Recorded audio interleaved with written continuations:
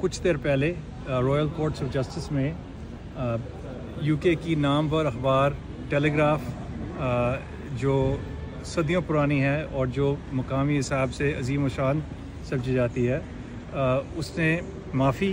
पेश की मेरे लिए, क्योंकि उसने आज से कुछ साल कबल मेरे ख़िलाफ़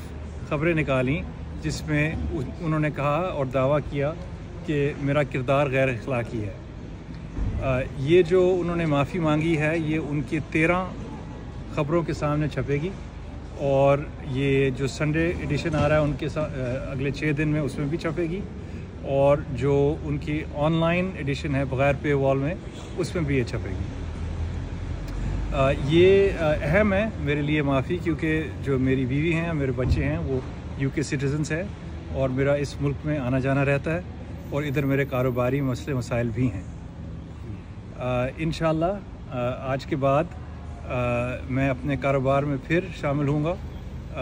और जो मेरी चाह है कि मैं अपने मुल्क की खिदमत कर सकूं, वो भी इंशाअल्लाह अल्लाह ताला पूरी करेगा।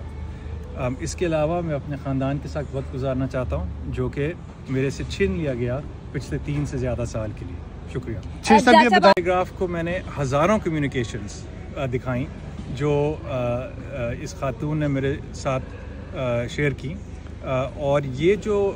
कम्युनिकेशंस है ये मैं यूएस कांग्रेस में पेश ना कर पाया क्योंकि यूएस कांग्रेस ने मना कर दिया। मेरे ये जो खातून थी ये यूएस कांग्रेस के सामने गई और उसको कहा कि ये चिश्ती साहब ने गैर अखलाकी हरकतें की हैं। मैंने कांग्रेस में ये हज़ारों कम्युनिकेशंस पेश करने की कोशिश की, उन्होंने मुझे मना कर दिया। मुझे उन्होंने कोई वक़्त नहीं दिया कि मैं इन झूठी इल्ज़ामों का मुकाबला करूं, और चुनांचे ये मरहला मेरे सामने आया। लेकिन अब यूके में क्योंकि कानून फ़र्क है तो इस मसले मसाइल में मुझे पेश करने का मौका मिला जो हमारे आपस में हज़ारों कम्युनिकेशंस हैं, और ये कम्युनिकेशंस वसूल करने के बाद टेलीग्राफ ने मेरे से माफ़ी मांगी और उन्होंने करार दिया कि जो पहले मेरे ख़िलाफ़ इल्ज़ामात लगा रहे थे उसमें उनके पास सच करार देने की गुंजाइश नहीं है, और मज़ीद उन्होंने कहा कि ये जो उन्होंने मेरे ख़िलाफ़ इल्ज़ामात निकाले हैं ये अवामी मुफ़ायद में नहीं है।